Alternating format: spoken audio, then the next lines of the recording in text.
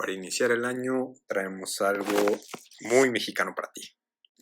¿Qué hay, querido lector o lectora de las listas de difusión de la literatura? Quiero agradecerte primero por haber pasado un 2023 lleno de experiencias a mi lado, lleno de literatura para ti. Leímos un montonal de autores, viajamos por muchos países a través de esos autores, te dejé gran material de descarga y espero con todo corazón que lo hayas disfrutado. Este año traemos mucho más cosas y espero que también a ti, además de lecturas, te traiga aventuras. Quiero empezar el año con un vistazo de un libro muy mexicano y estuve pensando a cuál hacerle un vistazo. Resulta que las cosas a veces llegan por sí solas. Recibí de parte de Santa uno de los libros que había desde hace mucho querido leer, pero que no había tenido la oportunidad y no me había acercado a comprarlo por mi cuenta. Entonces Santa el Bondadoso me ha traído este libro que se llama El murmullo de las abejas de Sofía Segovia, pedazo de libro publicado en 2015. Y bueno, sin más, vamos a verlo. Recuerda que empezamos siempre por la portada. No te voy a enseñar el ejemplar físico ahorita, sino más bien me voy a centrar en la parte de el ebook, porque para mí me resulta más sencillo hablarte de eso, ¿no? Recuerda que en este primer vistazo lo que hacemos es una revisión de portada, una revisión de contraportada y un vistazo hacia las páginas interiores y vamos comentando ahí con lo que nos vayamos encontrando. Primero, la portada. La portada es muy bonita y creo que resume todo lo que el libro vas a encontrar, pero sin darte un spoiler, y eso siempre es muy bueno. Primero podemos ver pues un naranjo. Yo lo que observo es un naranjo y todo el horizonte se ve como una especie de panal de abejas y un niño al centro del libro en la parte inferior que nos está dando la espalda. Pues la portada es llamativa, no me atrevería a decir que es de las más llamativas porque sinceramente cuando yo llegué a este libro fue por recomendación y no tanto por portada. Seguramente tú lo has visto por ahí en una librería o algo así y en lo particular, y te digo, estos son como opiniones muy personales, no es un libro que de primera instancia yo levantaría del estante para hojearlo, independientemente de que esté muy bien lograda técnicamente y que la ilustración sea muy bonita, simplemente pues a mí no son elementos que se me hicieron atractivos, pero es una recomendación y pues las recomendaciones se leen. Vamos a ver qué nos dice la editorial. Comienza diciendo que El murmullo de las abejas tiene todos los ingredientes esenciales para convertirse en un clásico de la literatura mexicana contemporánea. Estás hablando que esta es la editorial, entonces imagínate, ya si de entrada la editorial te está dando esta interpretación del libro, pues bueno, algo bueno debe de tener. También es importante recordar que esta novela fue nombrada como la mejor novela del 2015 según iTunes, lo cual pues es una gran reseña. Si bien iTunes pues no se caracteriza por dar reseñas de libros ni nada, pues bueno, ya de entrada creemos que es una buena señal, ¿no? Después nos dice la editorial que la autora a través de este libro despierta la historia de México y recupera su lugar en nuestros corazones. Entonces, si tú habías perdido por ahí la esencia mexicana, que aparte es algo que nos pasa muy comúnmente, ¿no? Los mexicanos, porque pues al final de cuentas venimos de muchos años de malos gobiernos, de disgustos, de situaciones económicas complejas, y eso poco a poco se golpea un poco, permea más bien dicho, un poco año tras año en este sentirse mexicano, ¿no?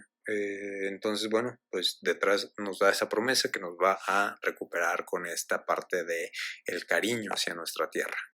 Y la reseña del libro empieza así: en Linares, al norte del país, con la Revolución Mexicana como telón de fondo, un buen día, la vieja nana de la familia abandona sorpresivamente un reposo que parecía eterno para perderse en el monte.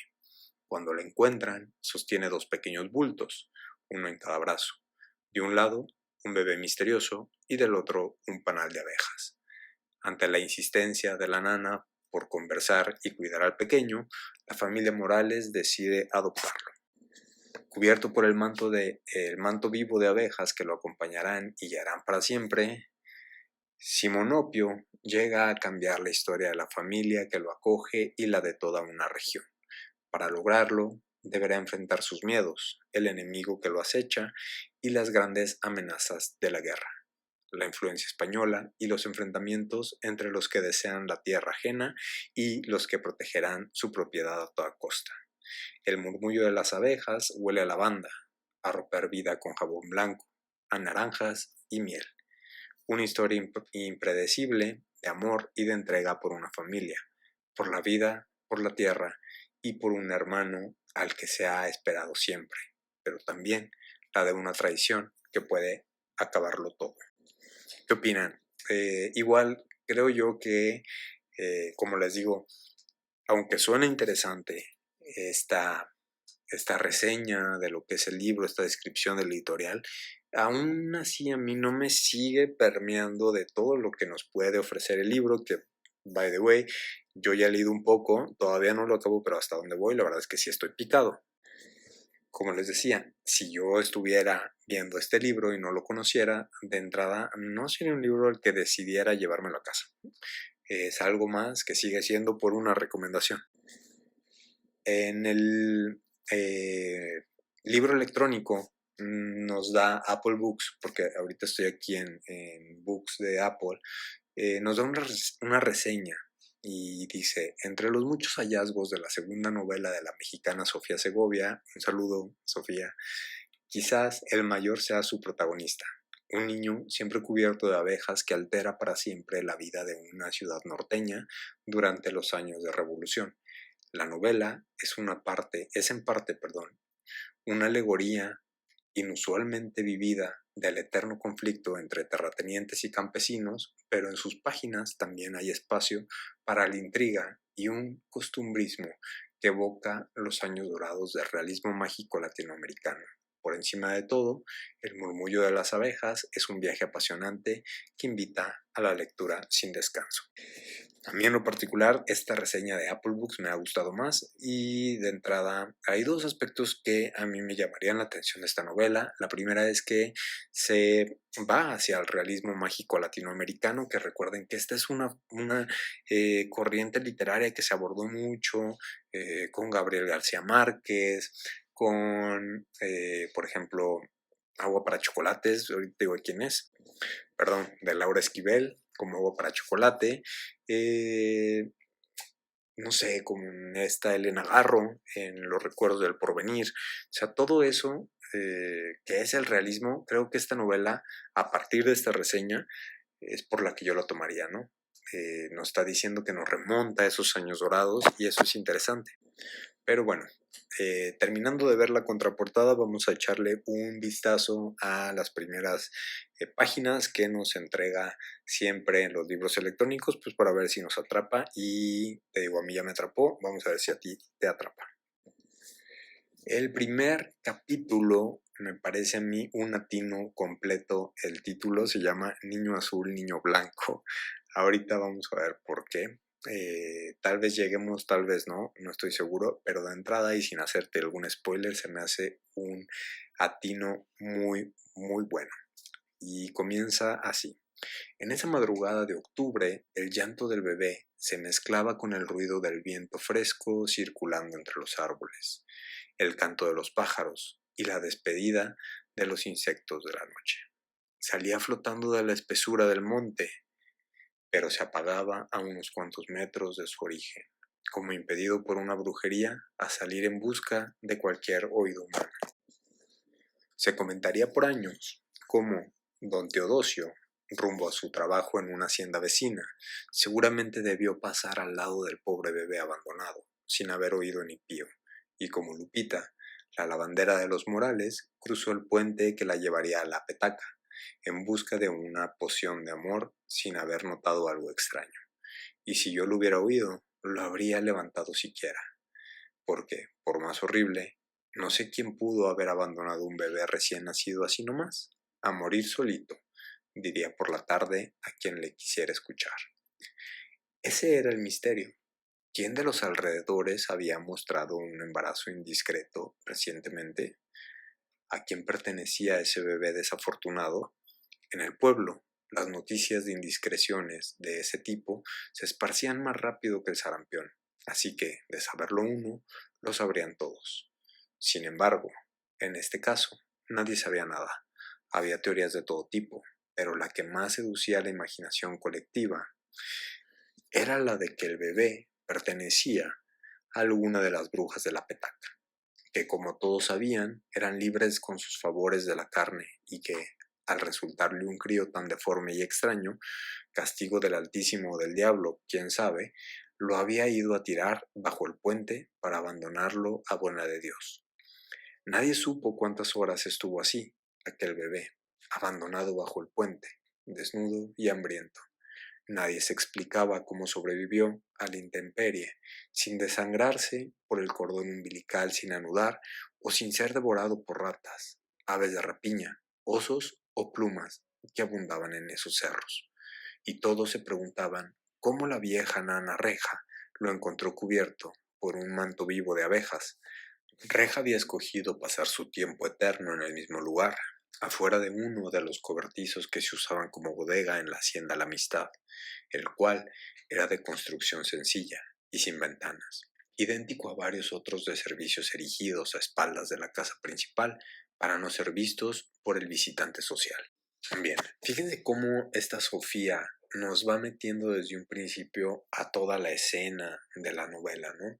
Nos habla de Reja, que es la nana que recoge a este bebé, nos empieza a meter la intriga de que hace un bebé solo en una hacienda, abandonado, cubierto por un manto de abejas, ¿no? O sea, nos empieza ahí como a dar esas, pues, interrogantes, a irnos dejando esas migajitas por el camino. También nos puede empezar a contar a través de cómo era la sociedad en donde se da esta historia, ¿no? De entrada, pues bueno, sabemos que es en México, por lo que ya nos ha dicho la editorial, sabemos que va a corresponder a una parte, a una etapa en la Revolución Mexicana, que es un pueblo pequeño, por lo que se comenta aquí, y que en general todos se conocen, ¿no? La narradora todavía, o narrador, no sabemos qué sea, pero pues no sé, como yo creo que por Sofía yo pensé en narradora, ¿no? Pero no sabemos quién sea todavía. Pero bueno, sigamos. Lo único que distinguía a este cobertizo de los otros era su techo volado, que le permitía a la vieja permanecer a la intemperie, ya fuera en invierno o en verano. Que lo tuviera no era más que una buena casualidad. Reja no había elegido ese lugar para protegerse de los elementos, sino por la vista que desde ahí se apreciaba, y por el viento que, atravesando entre el laberinto de montes, descendía hasta ella, para ella. Habían transcurrido muchos años desde que la vieja escogió su puesto, por lo que además de Reja ya no quedaban entre los vivos ningún testigo del día en que su mecedora llegó hasta ahí, o que recordara el momento en que la nana la había ocupado para siempre. Ahora casi todos creían que ella nunca se levantaba de ese lugar y suponían que era por su edad, que nadie era capaz de precisar. Sus huesos ya no la sostendrían y sus músculos ya no le responderían, porque al salir el sol la veían sentada allá, meciéndose con suavidad, impulsada más por el viento que por sus pies. Después, por la noche, nadie notaba su desaparición, porque ya todos estaban ocupados con su descanso. Tantos años en la mecedora propiciaron que la gente del pueblo se olvidara de su historia y de su humanidad. Se había convertido en parte del paisaje y echando raíces en la tierra sobre la que se mecía. Su carne se había transformado en madera y su piel en una dura, oscura y surcada corteza. Al pasar frente a ella, nadie le ofrecía un saludo, como tampoco se saludaría a un viejo y moribundo árbol. Algunos niños la miraban de lejos cuando hacían el corto viaje desde el pueblo buscando la leyenda, pero de vez en cuando alguno tenía las agallas de acercarse de más para cerciorarse de que, en verdad, se trataba de una mujer viva y no de una labrada en madera. Pronto se daban cuenta de que en esa corteza había vida, cuando, sin necesidad de abrir los ojos siquiera, propinaba al atrevido aventurero un buen golpe con su bastón. Esto del bastón a mí me hace recordar una historia de cuando vivía en San Luis Potosí. Había una indigente que seguramente tenía algún problema mental. Nosotros éramos muy pequeños, estamos hablando que tendríamos unos 8, 9 años, salíamos a jugar a las calles ahí como nos lo permitía la ciudad en aquel entonces. Y esta persona siempre andaba con una escoba y con cualquier cosa que se le atravesara, ¿no? O sea, como que iba recogiendo cosas y así, pero era característico que tenía una escoba. Le decían la Monra. No sé si alguien de San Luis Potosí la haya conocido. Y lo curioso es que siempre niños aventureros íbamos, la molestábamos, tontos, y ella nos perseguía con su escoba. Entonces, digo, un paréntesis para amenizar esta historia, ¿no? Creo que a muchos nos ha pasado algo similar o tenemos un recuerdo similar porque es una presencia muy típica en México. Reja no consentía hacer la curiosidad de nadie. Prefería fingir que era de palo. Prefería que le ignoraran. Sentía que a sus años, con las cosas que sus ojos habían visto, sus oídos escuchado, su boca hablado, su piel sentido y su corazón sufrido, había tenido suficiente para hastiar a cualquiera. No se explicaba por qué seguía viva, ni qué esperaba para irse, si ya no le servía a nadie, si su cuerpo se le había secado, y por lo tanto prefería no ver ni ser vista, no oír, no hablar y sentir lo menos posible. Aunque ese aspecto de sus sentidos aún no lo dominaba del todo, existían ciertas personas que Reja toleraba a su alrededor, entre ellas la otra nana, Pola, que de igual manera había visto pasar sus mejores días haciendo mucho. Toleraba también al niño Francisco, porque algún día, cuando aún se permitía sentir, lo habría querido con intensidad, pero apenas soportaba a su esposa Beatriz o a sus hijas. A la primera porque no tenía ganas de dejar que alguien nuevo entrara a su vida, y a las segundas porque le parecían insoportables. No había nada que necesitaran de ella y nada que ella quisiera ofrecerles, porque la vejez la había eximido poco a poco de sus tareas como sirvienta. Llevaba años de no participar en el mantenimiento de la casa, y así se fue convirtiendo en parte de su mecedora, tanto así que poco se notaba ya donde terminaba la madera de una y empezaba la de la otra. Bueno, hasta aquí la historia ya va pues de gente rica y de gente pobre, algo muy mexicano, esta parte en donde por un lado tenemos a las personas que todo lo pueden, todo lo tienen, todo lo gozan, por otro, pues para todas aquellas personas que estamos ahí como parte de la subordinación de aquellas personas que más lo tienen. Muy mexicano, muy de la revolución y muy contemporáneo, muy todavía vigente para muchos casos, ¿no? Antes del amanecer, caminaba desde su cuarto hacia el cobertizo, donde la esperaba su silla móvil bajo el techo volado, y cerraba los ojos para no ver y sus oídos para no oír. Pola le llevaba el desayuno, la comida y la cena, que casi no probaba porque su cuerpo ya no necesitaba demasiado alimento.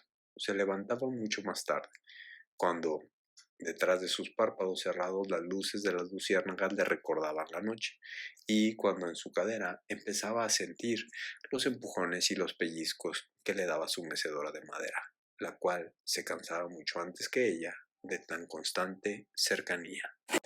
Y bueno, no llegamos hasta la parte de niño blanco, niño azul, ni lo que les decía, pero si les ha gustado, yo les recomiendo que comiencen su año con este libro, con esta lectura, que inviertan en él. Lo pueden encontrar como alrededor de 300 pesos por ahí, mexicanos, en cualquiera de sus librerías. Y la verdad es que vale la pena echarse un vistazo acá si quieren regresar al realismo mágico. Como les decía, Sofía lo hace muy bien, Sofía Segovia lo hace muy bien, y estoy seguro que será una gran inversión de su dinero y de su tiempo con esta novela.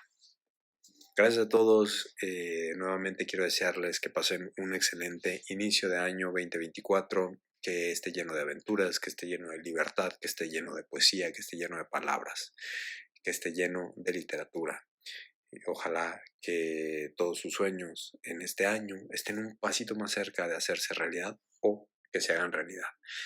Les quiero mucho, queridos lectores y lectoras, toda la gente de las listas de difusión de la literatura, también les agradezco por siempre seguir mi trabajo. Ya somos un montón y eso me da mucha alegría. Y pues nada, aquí seguiremos con más temas literarios para ti.